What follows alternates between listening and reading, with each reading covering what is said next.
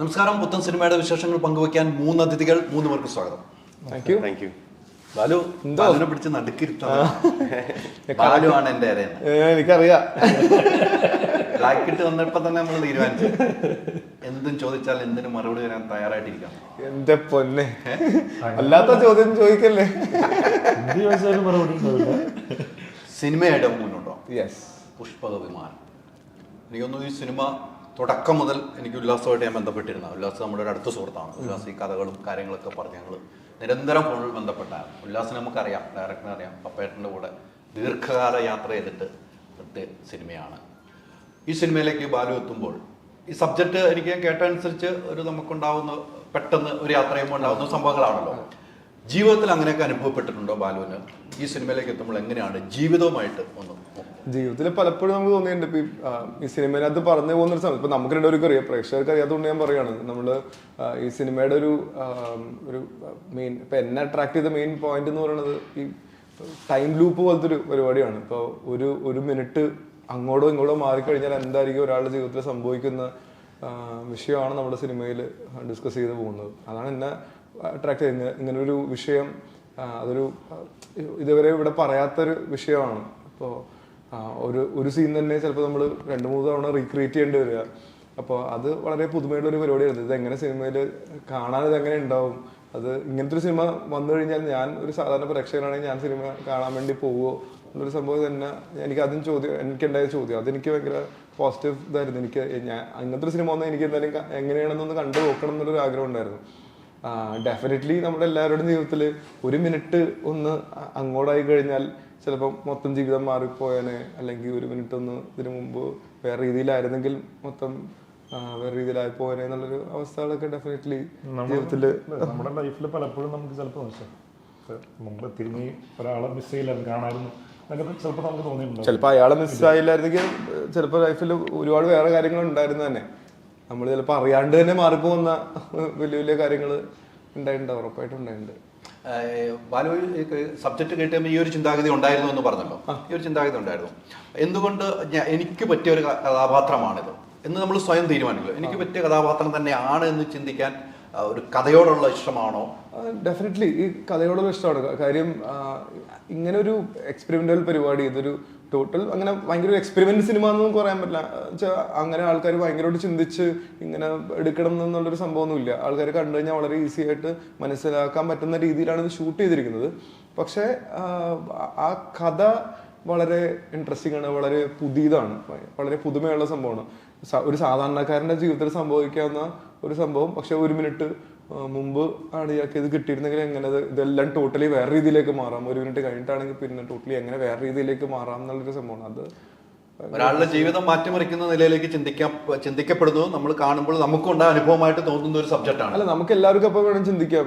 നമ്മുടെ ജീവിതത്തിൽ ഇങ്ങനെ തന്നെ ആയിരിക്കുമല്ലോ. ഇപ്പൊ ഒരു പ്രേക്ഷകൻ സിനിമയ്ക്ക് ഒന്ന് തിയേറ്ററിൽ വന്നിരിക്കുമ്പോൾ അയാൾ ചിലപ്പോൾ ഒരു മിനിറ്റ് മുമ്പായതെങ്കിൽ ചിലപ്പോൾ അയാൾക്ക് ആ സിനിമ കാണാൻ വേണ്ടി അവിടെ വരാൻ പറ്റില്ല, വേറെ എന്തെങ്കിലും ഒരു അവസ്ഥയിലൊക്കെ വേണമെങ്കിൽ പെട്ടു പോകാൻ പറ്റും ഡെഫിനറ്റ്ലി. അപ്പോൾ അങ്ങനെ എല്ലാവർക്കും ചിന്തിക്കാൻ പറ്റുന്ന ഒരു വിഷയം തന്നെയാണ്. തീർച്ചയായിട്ടും സിനിമ സൂപ്പർ ഹിറ്റ് ആകട്ടെ, ഇതൊക്കെയാണ് നമ്മുടെ ആഗ്രഹങ്ങളും.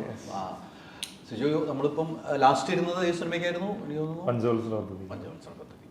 സിനിമകൾ ഇങ്ങനെ കുറെ സിനിമകൾ ഇനി ഇറങ്ങാനുണ്ടെന്ന് എനിക്ക് അല്ലേ? സിജുവിനെ സംബന്ധിച്ചിടത്തോളം കിട്ടിയതെല്ലാം നല്ല വേഷങ്ങൾ ചെയ്തിട്ടുണ്ട്, പ്രേക്ഷകർ ഏറ്റെടുക്കണം. അതുകൊണ്ട് തന്നെയാണ് ഇപ്പോഴും ഇങ്ങനെ ഒരു യാത്ര ചെയ്യുന്നത്. ഈ സിനിമയെ സംബന്ധിച്ചിടത്തോളം ഈ പറഞ്ഞ കഥകൾ തന്നെയാണ് നമുക്കറിയാം. ഉല്ലാസമായിട്ടുള്ള ഒരു കണക്ഷൻ എങ്ങനെയാണ് ഈ സിനിമയിലേക്ക് എത്തുമ്പോൾ ഡയറക്ടറിന്റെ ഒരു കണക്ഷൻ? ഉല്ലാസിന് എനിക്ക് സ്റ്റോറി ഇങ്ങനെ നറേറ്റ് ചെയ്യണം എന്നുള്ള രീതിയിൽ അപ്രോച്ച് ചെയ്തതാണ്.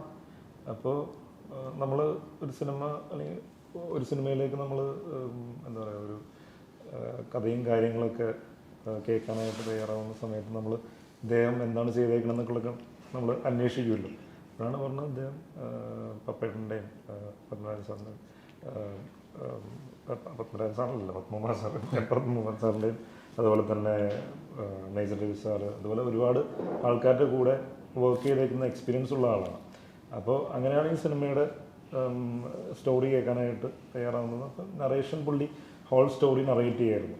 അപ്പോൾ അസോസിയേറ്റ് ആയതുകൊണ്ട് തന്നെ ഷോട്ട് ബൈ ഷോട്ട് എല്ലാം വ്യക്തമായിട്ട് പുള്ളിയുടെ മനസ്സിൽ ആ സിനിമ വ്യക്തമായിട്ടുണ്ടായിരുന്നു. നമുക്ക് ആ സിനിമ വിഷ്വലൈസ് ചെയ്യാൻ പറ്റിയായിരുന്നു. അൾട്ടിമേറ്റ്ലി നമ്മൾ കഥ കേട്ടുകൊണ്ടിരിക്കുന്ന സമയത്ത് ആ സിനിമ നമുക്ക് കാണാനായിട്ട് സാധിക്കണം. അപ്പോൾ കേട്ടപ്പോൾ നല്ലൊരു സിനിമയായിട്ട് തന്നെയാണ് ഫീൽ ചെയ്തത്. ഡിഫറെൻ്റ് ആയിട്ടുള്ളൊരു അപ്രോച്ചായിട്ട് തന്നെയാണ് തോന്നിയത്. അപ്പം അതുകൊണ്ട് തന്നെയാണ് കമ്മിറ്റ് ചെയ്തത്. തീർച്ചയായിട്ടും. ബാലുവായിട്ട് നിങ്ങൾ ഒരുമിച്ച് ഞങ്ങൾ ഒരുമിച്ച് തേർഡ് വേൾഡ് ബോയ്സ് എന്ന് ഞങ്ങൾ തുടക്കകാലത്ത് നമ്മൾ ഒരുമിച്ച് വന്ന ആൾക്കാരാണ്. അപ്പോൾ അതുകൊണ്ട് തന്നെ ഞങ്ങൾക്ക് ഞങ്ങളുടെ ഫ്രണ്ട്ഷിപ്പിനും ആ ഒരു ബലമുണ്ട്. 2013 അതെ, ഞാൻ ഹണീബി കഴിഞ്ഞിട്ട് ഞാനും ബാസിയും കൂടി പോകുന്നത് ഇതിന്റെ തേർഡ് വേൾഡ് ബോയ്സ്. സൗബിയും ഷൈനും അന്നയും റസൂല് കഴിഞ്ഞ് വരുന്നത് അപ്പൊ നിങ്ങളുടെ ഒരു സുഹൃത്തു വലയം നിങ്ങളുടെ ഇതിനകത്തുണ്ടായി. ഒരുപാട് നാൾക്ക് ശേഷം ഒരുമിച്ച് വർക്ക് ചെയ്യണം. നമ്മളിപ്പോ ആഗ്രഹിച്ചിട്ടുണ്ടെങ്കിലും ഒരുമിച്ച് സിനിമകളൊക്കെ ചെയ്യണം എന്നുള്ള ആഗ്രഹിച്ചിട്ടുണ്ടെങ്കിലും ഇപ്പോഴാണ് സംഭവിക്കുന്നത്. എന്തിനും ഒരു സമയമുണ്ടല്ലോ. ആ സമയം വന്നത് ഈ സിനിമ പുഷ്പവിമാനത്തിനാണ് വന്ന് പെട്ടിരിക്കുന്നത്. നീരജ സുഖല്ലേ? സുഖമാണ്. വന്ന നമ്മൾ കുറേ ആയിരുന്നിട്ട് അല്ലേ? നമ്മൾ ലാസ്റ്റ് ഇരുന്ന സിനിമ നമ്മള് കർണൻ നെപ്പോളിയന്റെ പ്രൊമോഷൻ കഴിഞ്ഞിട്ട് പിന്നെ കുറവാ സിനിമകൾ ഉണ്ടായിരുന്നില്ലേ? സിനിമകൾ അതിനുശേഷം ഒരു 2-3 പടം ഉണ്ടായിട്ടുള്ളൂ.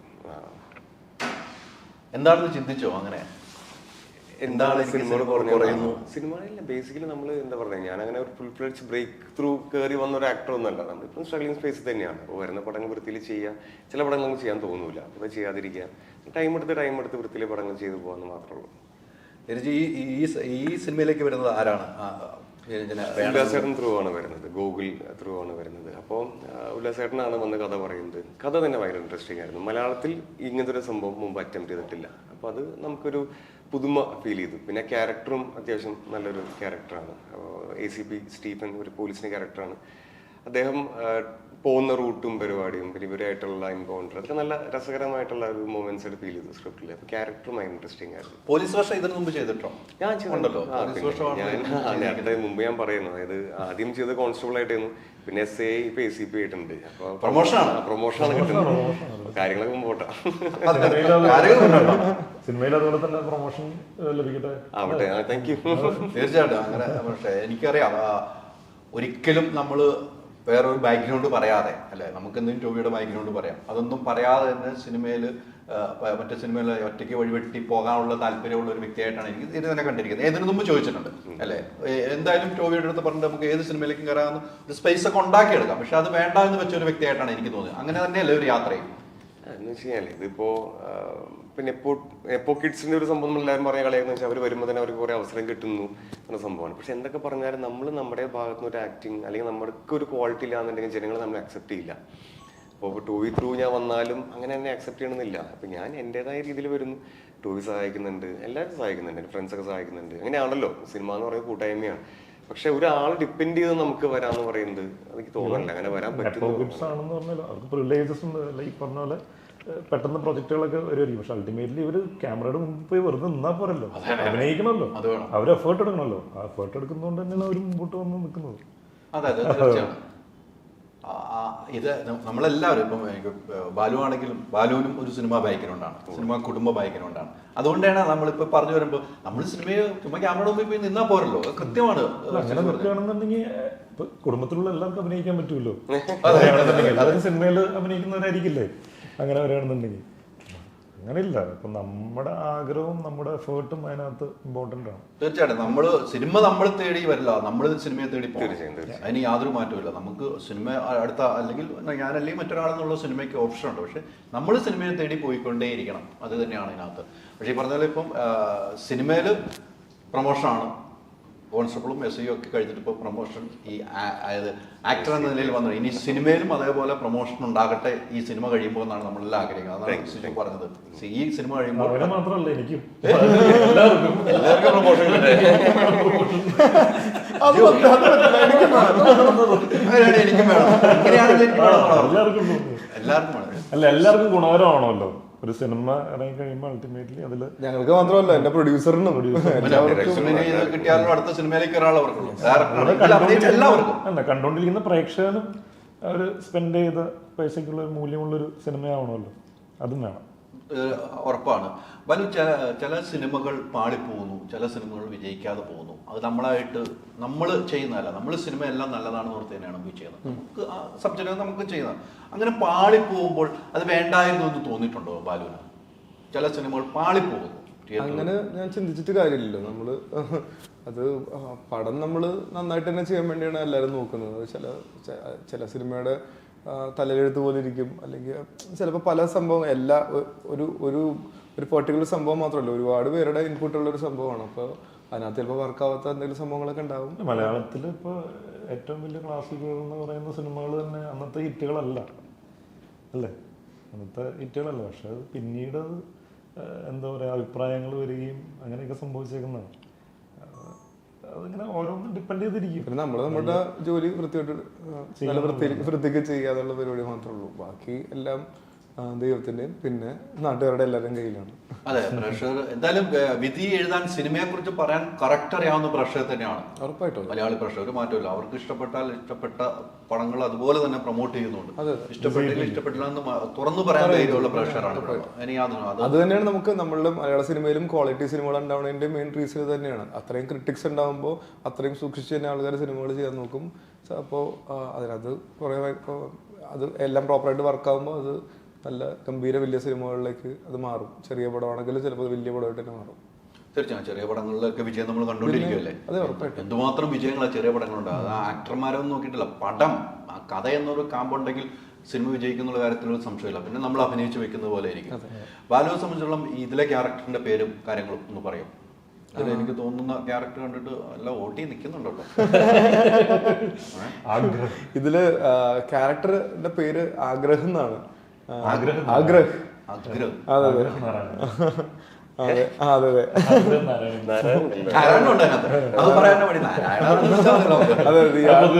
ഇയാളങ്ങനെ പറയാൻ ആഗ്രഹിക്കാറില്ല. പപ്പടം നാരായണന്റെ മകനാണെന്ന് ഇയാളെ ഇങ്ങനെ പറയാറില്ല. ഇയാള് ആഗ്രഹം തന്നെ പറയാറുള്ളൂ. അപ്പൊ ആഗ്രഹം സുജു ചെയ്യുന്ന ക്യാരക്ടറിന്റെ ഇയാളുടെ വലിയ സുഹൃത്താണ്. അപ്പോൾ ഈ ക്യാരക്ടറിന് സംഭവിക്കുന്ന ഓരോ സംഭവങ്ങളും അതിനകത്ത് ഇയാള് റിവോൾവ് ചെയ്ത് നിൽക്കുന്ന ഇയാളുടെ കൂടെ നിൽക്കുന്ന ആൾക്കാർക്ക് എല്ലാവർക്കും അത് ഡിപ്പെൻഡ് ചെയ്ത് നിൽക്കുന്ന ആൾക്കാരുടെ എല്ലാവരുടെയും ജീവിതത്തിലേക്ക് ബാധിക്കുന്ന പ്രശ്നങ്ങളാണത് സിനിമ ഡിസ്കസ് ചെയ്ത് പോകുന്നത്. അപ്പൊ അതാണ് മൊത്തത്തിൽ പറയാനുള്ളത്. ഇത്തരം ഒരു സബ്ജക്ട് നേരത്തെ നമ്മൾ പറഞ്ഞതെന്ന് തന്നെ തുടങ്ങുന്നത്, നിങ്ങൾ രണ്ടുപേരാണ് ഇതിനകത്ത് ഏറ്റവും അടുത്ത് സുഹൃത്തുക്കളായിട്ട് മാറുന്നത്. ഇദ്ദേഹത്തിനുണ്ടാവുന്ന ഒരു വീഴ്ചയിലും വളർച്ചയിലും ഒക്കെ കൂടെ നിൽക്കുന്ന ഒരു സുഹൃത്ത് എന്ന നിലയിൽ എന്തുമാത്രം ഈ സിനിമയിൽ പാരകൾ വെച്ചിട്ടുണ്ട് നമ്മുടെ നായകന്? പാരകളോ സിനിമയിലാണോ? സിനിമയിലെ കഥാപാത്രം എന്ന നില പാരകളൊന്നും വെച്ചിട്ടില്ല. സാഹചര്യം മൂലം ഇയാൾക്ക് ഉണ്ടാവുന്ന പ്രശ്നമാണ്. പക്ഷെ ആ പ്രശ്നത്തില് അങ്ങോട്ടും സപ്പോർട്ട് ചെയ്യുന്ന ഒരു സുഹൃത്താണ്. അപ്പൊ അത് ഒരു നല്ല സുഹൃത്ത് എങ്ങനെ ഇരിക്കണമെന്ന് ഈ ആഗ്രഹത്തിന് കോമഡി പേരൊക്കെ ആണെങ്കിലും പക്ഷെ ഇയാള് വളരെ നല്ല സുഹൃത്തായിട്ട് തന്നെ എനിക്ക് തോന്നിയത്. ചെയ്തപ്പോഴും കഥ ഈ സ്ക്രിപ്റ്റ് വായിച്ചപ്പോഴും വളരെ നല്ല സുഹൃത്തായിട്ട് തന്നെ തോന്നിയത്. കാര്യം ഇയാൾക്ക് ഇത്രയും വലിയ സിറ്റുവേഷൻ ഉണ്ടാകുമ്പോഴും ഇയാളുടെ കൂടെ തന്നെ ഞാനും കൂടെ ഉണ്ടെന്നുള്ള രീതിയിൽ ഇയാൾ കൂടെ നിൽക്കുന്ന ഒരു കൂട്ടുകാരനാണ് ആഗ്രഹം. പ്രേക്ഷകർ ഈ കൂട്ടുകാരനെ മാതൃകയാക്കട്ടെ. അല്ലെ, എല്ലാവർക്കും ഇങ്ങനത്തെ ഒരു സുഹൃത്ത് ഉണ്ടാവണം നല്ലായിരിക്കും. അതെ അതെ അവിടെ എന്തുകൊണ്ട് അതെ അതെ എന്ന് പറയല് രണ്ടർത്ഥമുണ്ടോ? പോലീസുകാർക്കൊന്നും അത്ര ഇഷ്ടപ്പെടില്ല. പോലീസുകാരെ അന്വേഷണത്തിൽ വരുമ്പോൾ വഴി എത്തിക്കുന്നുണ്ടെന്ന് മനസ്സിലായി. അതാണ് അതെ അതെ എന്ന് പറയുന്നത്. കുറച്ച് ബുദ്ധിമുട്ടിച്ചു അന്വേഷണത്തിൽ. അതാണ് അതെ അതെ എന്ന് പറഞ്ഞത്. ഒഴിഞ്ഞു പോ. അതിനുവേണ്ടി നമുക്ക് കൂടാത്രത്തിന്റെ സമയം കൂടാത്രം വേണ്ടി ചെയ്തേക്കാം. രാഷ്ട്രീയക്കാർക്ക് കൂടാത്രമുള്ള സമയമാണ്. ആ കൂടാത്രം ഇങ്ങോട്ട് കൊണ്ട് വേണ്ടി വെക്കാം. ഇറങ്ങി പോകാൻ ആ കഥാപാത്രം അങ്ങനെയാണോ? വേണ്ടല്ലോ അല്ലേ? ഷിജു ഇപ്പം എനിക്കറിയാം ഷിജുവിനെ കുറേ സിനിമകൾ ചെയ്തു വെച്ചിട്ടുണ്ടെങ്കിലും ഒരു സിനിമയ്ക്ക് ഒരു നായകൻ എന്ന പരിവേഷം കിട്ടി വിനീത് സാറ് കൊണ്ടുവന്നു. ആ സമയത്തൊക്കെ എനിക്കറിയാം ഒത്തിരി വിവാദങ്ങൾ ഉണ്ടാവുകയും പിന്നീട് വിനീത് സാർ ഈയിടയ്ക്ക് വരെ പല കാര്യങ്ങളും തുറന്നു പറയുകയും ചെയ്തിട്ടുണ്ട്, പല മീറ്റിങ്ങുകളുമുണ്ട്. ഷിജുവിനെ സംബന്ധിച്ചുള്ള അത്തരം വിവാദങ്ങൾ കേൾക്കുമ്പോൾ എന്താണ് പുച്ഛമായിട്ടല്ലേ തോന്നുന്നുള്ളൂ? പുച്ഛമല്ല, ഞാൻ അങ്ങനത്തെ കാര്യങ്ങളിൽ ഇടപെടാറില്ല. കാരണം ഞാൻ ഫോക്കസ് ചെയ്യുന്ന ഇപ്പോൾ സിനിമയിൽ എനിക്ക് ഒരുപാട് കാര്യങ്ങൾ ചെയ്യാനുണ്ട്. അതിൽ മെയിനായിട്ട് ഫോക്കസ് ചെയ്തുകൊണ്ടിരിക്കുകയാണ്. എനിക്ക് ബാക്കി കാര്യങ്ങൾ വലിയ വലിയ കാര്യങ്ങളിലേക്ക് പോകാനായിട്ടുള്ള താല്പര്യമില്ലെന്നല്ല, അത് വെറുതെ നമ്മൾ അനാവശ്യമായിട്ട് ചിലപ്പോൾ എന്നെ സ്ട്രെസ്ഡ് ആക്കി അങ്ങനത്തെ പരിപാടികളിലേക്ക് പോകാൻ എനിക്ക് താല്പര്യമില്ല. അതുകൊണ്ട് തന്നെ ഞാൻ സിനിമകളിലും കഥാപാത്രങ്ങളിലും ആ കാര്യങ്ങളിലും വേണ്ടിയിട്ട് കൂടുതലായിട്ട് കോൺസെൻട്രേറ്റ് ചെയ്യാനായിട്ട് ശ്രമിക്കുന്നു. അതുകൊണ്ട് ഇത്തരം കാര്യങ്ങളിൽ ഇടപെടാതെ തന്നെ നിൽക്കുന്നു. അതായിരിക്കും. കാരണം ഞാൻ ആ സിനിമയിൽ നിന്ന് ആഗ്രഹിച്ചിരുന്ന കാര്യം എനിക്ക് കിട്ടിയിട്ടുണ്ട്, അക്സെപ്റ്റൻസ് കിട്ടിയിട്ടുണ്ട്. അല്ലെങ്കിൽ ആ ഒരു സിനിമ 19-ാം നൂറ്റാണ്ടെന്ന് പറയുന്ന സിനിമ എനിക്ക് എക്കാലത്തും സൂക്ഷിച്ചു വയ്ക്കാൻ പറ്റുന്ന ഒരു സിനിമയാണ്. അല്ലെങ്കിൽ ഞാൻ ഈ ഒരു ലിവിങ് അല്ലെങ്കിൽ അങ്ങനത്തെ ഒരു റിയൽ ലൈഫ് ക്യാരക്ടറിന് തിരശ്ശീലയിൽ ജീവൻ കൊടുക്കാനായിട്ട് എനിക്ക് സാധിച്ചിട്ടുണ്ട്. അപ്പോൾ അതിലും വലുതല്ല ഇതൊന്നും. പിന്നെ ഓഡിയൻസ് കണ്ടിട്ട് അക്സെപ്റ്റ് ചെയ്തിട്ടുണ്ട്. നമ്മൾ കണ്ടു കഴിഞ്ഞിട്ട് കൊള്ളായിരുന്നു, അല്ലെങ്കിൽ ആ സിനിമയിൽ നന്നായിരുന്നു, അല്ലെങ്കിൽ ആറാട്ടുപുഴ വേലായുധ പണിക്കർ എന്ന് പറയുന്ന കഥാപാത്രം നന്നായി ചെയ്തു എന്ന് പറയുന്നതിനേക്കാൾ കൂടുതൽ വേറെ ഒന്നുമില്ലെന്നാണ് ഞാൻ വിചാരിക്കുന്നത്.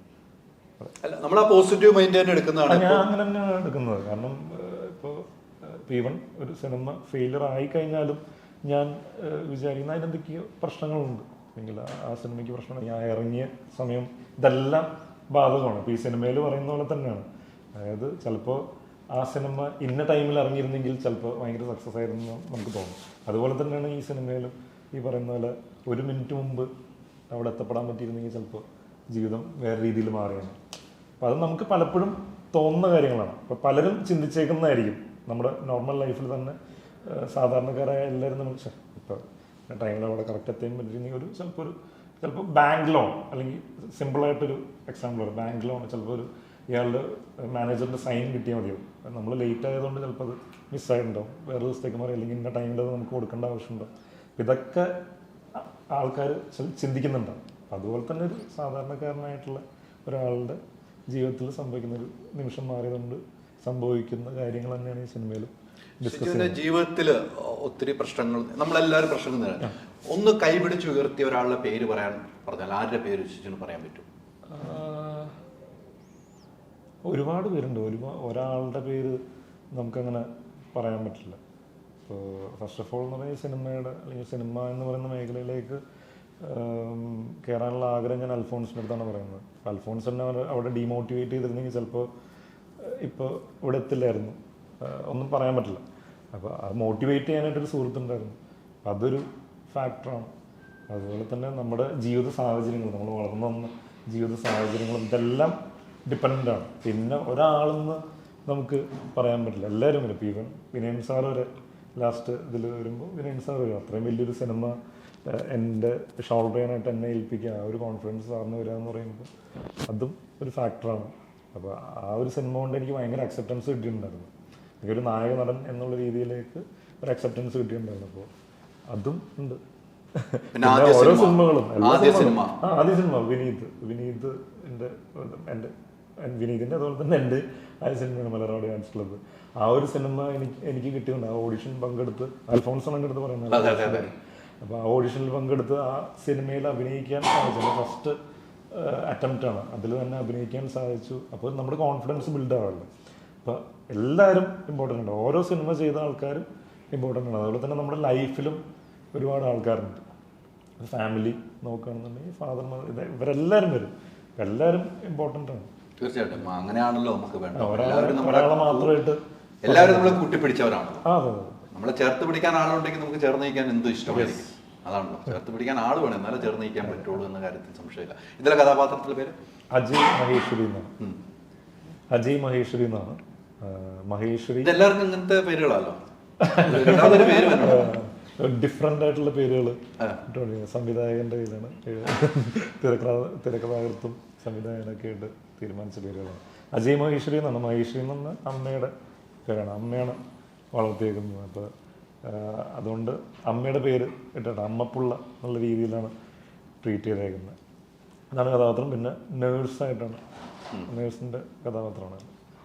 ഞാൻ പഠിച്ചത് നേഴ്സിംഗ് ആണ്, പക്ഷെ സിനിമയിലധികം ആ ഒരു ഏരിയയിലേക്ക് കവർ ചെയ്യുന്നില്ല. അദ്ദേഹം നേഴ്സാണെന്നുള്ള സംഭവങ്ങളൊക്കെയാണ് പോകുന്നത്. കഥ വേറെ കാര്യങ്ങൾ ഡിസ്കസ് ചെയ്യുന്നത്, അല്ലെങ്കിൽ ഇയാളുടെ ലൈഫിലൊരു ഇൻസിഡൻറ്റ് കൊണ്ടുണ്ടാവുന്ന മാറ്റങ്ങളും കാര്യങ്ങളൊക്കെയാണ് പറഞ്ഞു പോകുന്നത് അല്ലേ. ഈ പേര് നമുക്ക്, ഈ പുഷ്പവിമാനം നമുക്ക് കമലഹാസന്റെ സിനിമയാണ് നമ്മുടെ ഓടിയെത്തുന്നത്. ഈ പേര് വന്നപ്പോൾ എന്തെങ്കിലും കൺഫ്യൂഷൻ ഉണ്ടായത്? നമുക്ക് ഞാൻ ഉല്ലാസിൻ്റെ അടുത്ത് ചോദിച്ചിരുന്നു, പ്രൊഡ്യൂസർ പേര് നിശ്ചയം ഒരു പ്രശ്നം ഉണ്ടായില്ല എന്ന് തന്നെ പറഞ്ഞു. അങ്ങനെ എന്തെങ്കിലും സംശയങ്ങൾ ഉണ്ടായിരുന്നു ബാലുവിന്? അല്ല, നമുക്ക് ഈ സിനിമയായിട്ട് ശരിക്കും ഒരു പുരാണ പേര് എന്നുള്ള രീതിയിലൊരു സംഭവമൊക്കെ ഒരു ടോക്ക് ഉണ്ടായിരുന്നു. പക്ഷേ സിനിമ കണ്ടു കഴിയുമ്പോൾ ആൾക്കാർക്ക് കുറേ കൂടി കണക്റ്റ് ആവും തോന്നുന്നു. പേര് പറഞ്ഞു വരുമ്പോൾ ഒരു പുരാണ കഥാപാത്രം വരെ ചിലപ്പോൾ പടത്തിൽ വന്നു പോകുന്നുണ്ട്. അപ്പോൾ വന്നു പോകുന്നുണ്ട്. അപ്പോൾ അതെല്ലാം കൂടി കൂട്ടി വായിക്കുമ്പോൾ നമ്മുടെ പേര് പടത്തിന് ഓക്കെ ഒരു പേരായിട്ടാണ് തോന്നുന്നത്. പിന്നെ കമൽഹാസൻ സാറിന്റെ ഇതുള്ള പടങ്ങളൊക്കെ സൂപ്പർ ഹിറ്റ് ആവുന്നുണ്ട്. അതിലെ പാട്ടാണല്ലോ മഞ്ഞുമൽ ബോയ്സില്. അതുപോലെ കമൽ സാറിനൊക്കെ പോയി കണ്ടിട്ടൊന്നുമില്ല, നേരിട്ട് പോയി നേരിട്ട് പോയി കണ്ടല്ലോ. നാളെ വരുന്നുണ്ട് കമൽഹാസൻ. അങ്ങനെയെങ്കിലും എനിക്ക് കാണാൻ പറ്റുന്നുണ്ട്. എന്റെ പിള്ളേരെ കണ്ടാ അല്ല ഈ ഒരു പേര് എനിക്കൊരു ഡൗട്ട് ഉണ്ടായിരുന്നുണ്ട്. അല്ല, പേര് ഭയങ്കര ഇമ്പോർട്ടൻറ്റ് ഫാക്ടറാണ്. ഇപ്പോൾ പുഷ്പം എന്ന് പറയുമ്പോൾ ഒരു എന്താ പറയുക, ഒരു വെഹിക്കിൾ അത് വരാം, അതുപോലെ തന്നെ ട്രാവൽ, ഇതൊക്കെ വരാം. അതായത് ഇയാളുടെ ട്രാവൽ ഉണ്ട്, പിന്നെ കുറേ ഓട്ടങ്ങളും പരിപാടികളൊക്കെ ഉണ്ട്. അപ്പം ഇതെല്ലാം റിലേറ്റ് ചെയ്ത് കണക്ട് ചെയ്ത് വരുന്ന ഇതാണ്. പിന്നെ ഇതിലൊരു സ്ട്രേഞ്ചർ ക്യാരക്ടർ ചെയ്യുന്നുണ്ട്, അപ്പം അയാളുമായിട്ട് കണക്ടറാണ് ഈ പേര്. ഇതെല്ലാം ലിങ്ക് ചെയ്തിട്ടാണ് ഇങ്ങനെ ഒരു പേരിലേക്ക് എത്തിയത്. സിനിമ കാണുമ്പോൾ മനസ്സിലാവും. തീർച്ചയായിട്ടും സിനിമ കണ്ട് തന്നെ നമ്മൾ ഈ പേര് എത്രമാത്രം ഇതിൽ ചേർന്നാണെന്ന് നമുക്ക് തീരുമാനിക്കാവുന്നതാണ്. ബാലു, ഇപ്പം പുതിയ പടങ്ങൾ ഇപ്പോൾ പ്രിൻസസ് സ്ട്രീറ്റ് ഇറങ്ങാനുണ്ട്, ഇതുണ്ട്. പിന്നെ ഞാനും അർജുനും അനശ്വരയും കൂടി ചെയ്തൊരു പടമുണ്ട്. അത് മൂന്നാണ് ഇപ്പം ഇറങ്ങാനുള്ളത്. പിന്നെ പുതിയത് ഷൂട്ട് തുടങ്ങാൻ വേണ്ടി പോകുന്നു. 20th ദിലീപേൻ്റെ കൂടെ ഒരു പടം, ബബ്ബ എന്നാണ് സിനിമയുടെ പേര്. വിനീതന്റെ അസോസിയേറ്റ് ഡയറക്ട് ചെയ്യുന്ന പടം. നൂറിനൊക്കെ അതെ സ്ക്രിപ്റ്റ് ഉള്ളത് ആ സിനിമ ധനഞ്ജയ് ഡയറക്ടർ. അതെ അതെ അതെ ആ സിനിമയാണ് ഇനി ഷൂട്ട് തുടങ്ങാൻ പോകുന്നത് അല്ലേ? ഇനിയിപ്പോൾ ഒരു ഒത്തിരി കഥാപാത്രങ്ങൾ പല രീതിക്കാണ് ചെയ്യുന്നത്. നമ്മുടെ ഒരു പ്രായവും അതനുസരിച്ചുള്ള കഥാപാത്രം നമുക്കൊരു ചെയ്യണം. ഇനി കുറെ നല്ലൊരു വേറെ എല്ലാം ചെയ്യുന്ന നല്ല നമുക്ക് വേറൊരു കഥാപാത്രം വേറെ റൂട്ടൊന്ന് പിടിക്കണം, അങ്ങനെ എന്തെങ്കിലും നോക്കിയിട്ടുണ്ടോ? കർണൻ ഒന്നുമല്ല, ഞാനിപ്പോ ഈ പറഞ്ഞ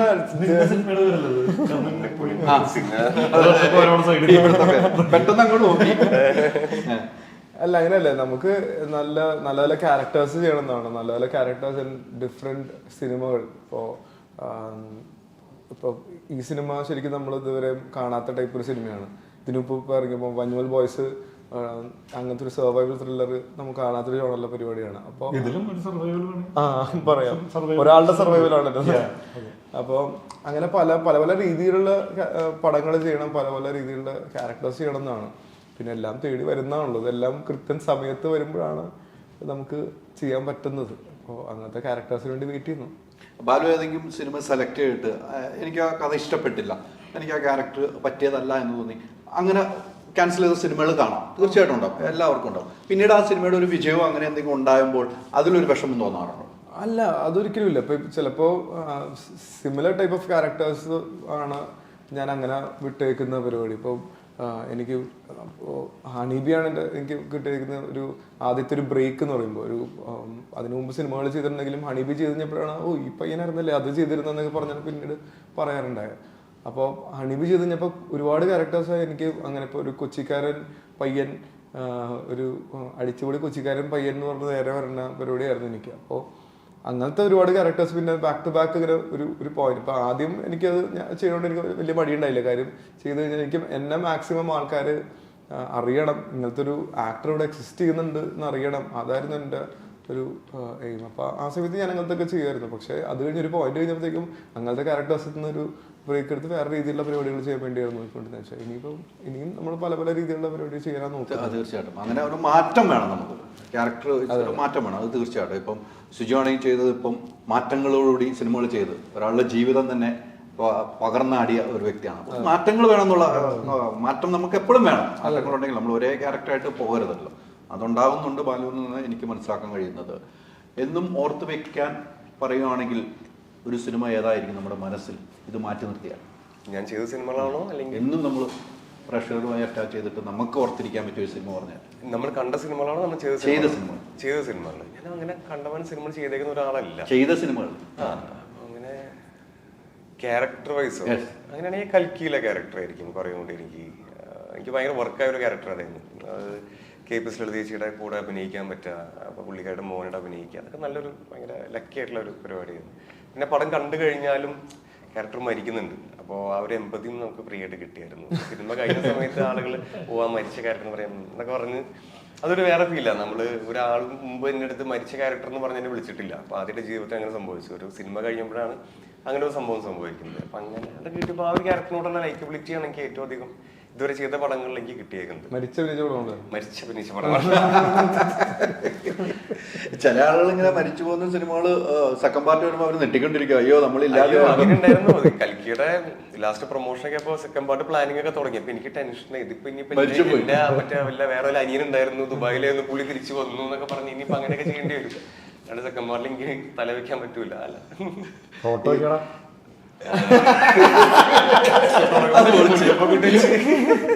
ഫോട്ടോ വെക്കാമല്ലോ, ഫോട്ടോഗ്രാഫി വെക്കാറുണ്ടല്ലോ. അത് ഫോട്ടോയിൽ ചിലപ്പോ ഓർമ്മകളായിട്ട് ഇറങ്ങിയും വരാം. ഓ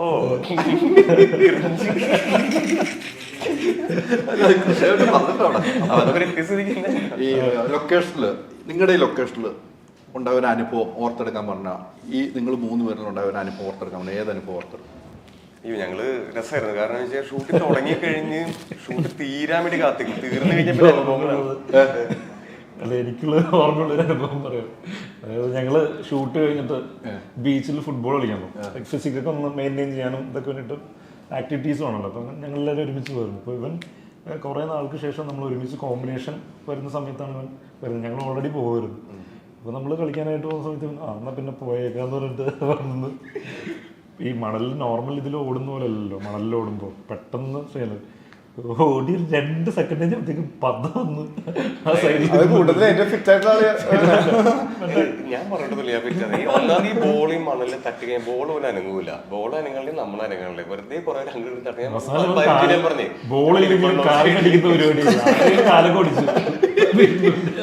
ഫുട്ബോൾ അടിക്കുക, കാലൊടിക്കല്, ഫൈറ്റ് അടക്കി വീണ്ടും കൈയൊടിക്കല്, ഇതന്നെ പരിപാടി. ഭയങ്കരമായിട്ട് എൻജോയ് ചെയ്തിട്ട് നമ്മൾ ഷൂട്ട് കഴിഞ്ഞിട്ട് പോയി ഈവനിങ്ങില് കണ്ണൂരായിരുന്നു ഫുഡും ലൊക്കേഷനും ആളുകളൊക്കെ അടിപൊളിയായിരുന്നു. അപ്പൊ അതുകൊണ്ട് നമ്മള് ഉച്ചക്ക് അത്യാവശ്യം നമ്മൾ പുറത്ത് ഭക്ഷണമൊക്കെ മേടിച്ച് കഴിക്കും.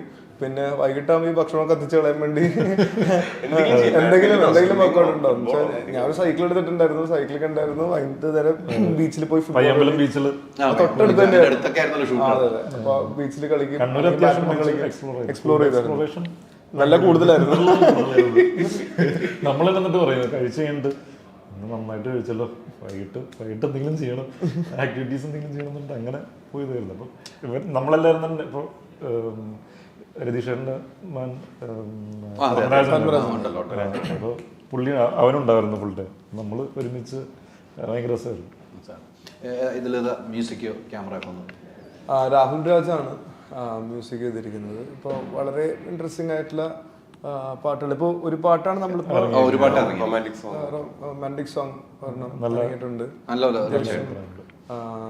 റീച്ച് ആയിട്ടുണ്ട്. രവിയേട്ടനാണ് ക്യാമറ. അപ്പോൾ അതും ഉല്ലാസിനൂടെ ഒരുപാട് കാലമായിട്ട് അസോസിയേറ്റ് ആയിട്ട് വർക്ക് ചെയ്ത ആൾക്കാരാണ്. സമയത്ത് ഉല്ലാസ് അസോസിയേറ്റ് ഡയറക്ടർ ആയിരുന്ന സമയത്ത് രവിചേട്ടൻ അസോസിയേറ്റ് ക്യാമറമാൻ ആയിരുന്നു. പിന്നെ മേക്കപ്പ് മാനും അങ്ങനെയായിരുന്നു. ടീമായിരുന്നു. ഇവർ ഓൾറെഡി എക്സ്പീരിയൻസ്ഡ് ആയിട്ടുള്ള ഇവർ തമ്മിലൊരു ഭയങ്കര ജെല്ലായിരുന്നു. അല്ല, ഈ സിനിമക്ക് ശരിക്കും അങ്ങനെ ഒരു ടീമിന്റെ ഒരു ആവശ്യം ഉണ്ടായിരുന്നു. കൂടാതെ അങ്ങനെ ഒരു അസോസിയേറ്റ് ബുദ്ധിയുള്ളൊരു ഡയറക്ടറും വേണമായിരുന്നു. കാര്യം ഇത് ടെക്നിക്കലി ഇത്രയും ഓരോ സിറ്റുവേഷൻ തന്നെ 3 പ്രാവശ്യം 3 രീതിയിൽ എന്നൊക്കെ പറഞ്ഞ് വരുമ്പോൾ അത് ചിലപ്പോൾ ഒരു പുതിയ ഡയറക്ടർ എന്ന് പറഞ്ഞ് വരുമ്പോൾ ചിലപ്പോൾ ഇത്തിരി ബ്രെയിനൊന്ന് കടന്ന് ഓവറായിട്ട് വർക്ക് എടുത്തിട്ട് കൺഫ്യൂസ്ഡ് ആയി പോകും. എളുപ്പമല്ല പരിപാടി. കാര്യം നമ്മൾ ഷൂട്ട് ചെയ്യുന്നതേ ഓർഡറിലല്ല. അപ്പൊ അതിനകത്ത് തന്നെ ഇങ്ങനത്തെ കുറെ കൺഫ്യൂഷൻസ് ഈ സിനിമയിൽ മൊത്തം കണ്ടിന്യൂറ്റി ഭയങ്കര ഇമ്പോർട്ടന്റ് ആണ്. അപ്പോൾ ഈ കണ്ടിന്യൂറ്റി എത്ര കാര്യമായിട്ട് പിടിക്കണം. അപ്പോൾ വേറെ ആര് കണ്ടിന്യൂറ്റി വിട്ടുപോയാലും ഉല്ലാസ് വിടില്ല, അല്ല ഉല്ലാസ് വിട്ടാലും ചിലപ്പോൾ രവിയേട്ടൻ വിടില്ല. അപ്പൊ ഇവര് തമ്മിൽ പ്രോപ്പർ ഒരു ബാലൻസ് ഉണ്ടായിരുന്നു. അപ്പൊ അത് ഞങ്ങൾക്ക് ആക്ടേഴ്സിന് എളുപ്പമായിരുന്നു. നമ്മൾ ചിലപ്പം ഡ്രസ്സിനകത്ത് വരെ കണ്ടിന്യൂറ്റി ഉണ്ട്. ഇഞ്ചി ഇതുണ്ടാവും, അത് മറ്റിൽ വരുമ്പോൾ പുറത്തേക്കായിരിക്കും കിടക്കുന്നത്, കൈയിൻ്റെ പുറത്തേക്കായിരിക്കും കിടക്കുന്നത്, ചില ചെളി ഉണ്ടാവും, അങ്ങനെ പല പല വ്യത്യാസങ്ങളുണ്ട്. അപ്പോൾ ഇവരങ്ങനത്തെ ഒരു പ്രോപ്പർ ടീം ഉണ്ടായതുകൊണ്ട് ഞങ്ങൾക്ക് പണി ഇത്തിരി എളുപ്പമായിരുന്നു. എന്നിട്ട് വരെ നമ്മൾ കൺഫ്യൂഷൻ അടിച്ച സിറ്റുവേഷൻ ഉണ്ടായിട്ടുണ്ടല്ലേ. പിന്നെ ഉല്ലാസിന്റെ അടുത്ത് പോയി ചോദിക്കും. പിന്നെ പുള്ളിക്കാരന് ക്ലാരിറ്റി ഉള്ളതുകൊണ്ട് എളുപ്പമായിരുന്നു അല്ലേ. നായിക ഒരു പ്രാധാന്യമുണ്ടോ ഈ സിനിമയ്ക്ക്? നമ്രത എന്നാണ് ക്യാരക്ടറിന്റെ പേര്. നായിക പ്രാധാന്യമുണ്ട്. അതായത് അജയ് എന്ന് പറയുന്ന ക്യാരക്ടറിന്റെ കല്യാണം ഉറപ്പിച്ചു വെച്ചേക്കുന്ന ആളാണ്. അപ്പോൾ ഇമ്പോർട്ടൻസ് ഉണ്ട്. കല്യാണം നടന്നത് സിനിമ കണ്ടിട്ട് തീരുമാനിക്കാം. അതെ, കല്യാണം ഉറപ്പിച്ചവരാണോ? ഈ കല്യാണം നടന്നിട്ടുണ്ടെന്നും സിനിമ കണ്ടിട്ട് തീരുമാനിക്കാം. സിനിമ കണ്ടിട്ട് തീരുമാനിക്കും. അത് കറക്റ്റ് ഗസ്സാണ് കറക്റ്റാണ് അല്ലേ? അങ്ങനെയല്ല പറയണ്ടേ? അങ്ങനെ തന്നെയാണ് സിനിമയിൽ എന്താ തലേന്നറിയോ? 10 ബാക്കി ഒമ്പത് മാറ്റി വെച്ചേക്കുന്നത്. ബാലു ഞാൻ എല്ലാം മാറിയാണ് ഇപ്പൊ ഇന്റർവ്യൂ കണ്ടില്ലേ? ആ അതിനെ നമ്മള് സിനിമ അങ്ങനെയല്ല നമ്മൾ കാണണ്ടേ. അതെ അതെ അതെ. ഇത് പക്ഷെ ഒരു ടീച്ചർ കണ്ടിട്ട് ഇത്രയും കണ്ടുപിടിച്ചതൊക്കെ കണ്ടുപിടിക്കണമെന്നുണ്ടെങ്കിൽ നമ്മളൊന്ന് പിടിച്ചതാ, കണ്ടുപിടിച്ചത് ഓർമ്മ വേണം കേട്ടോ.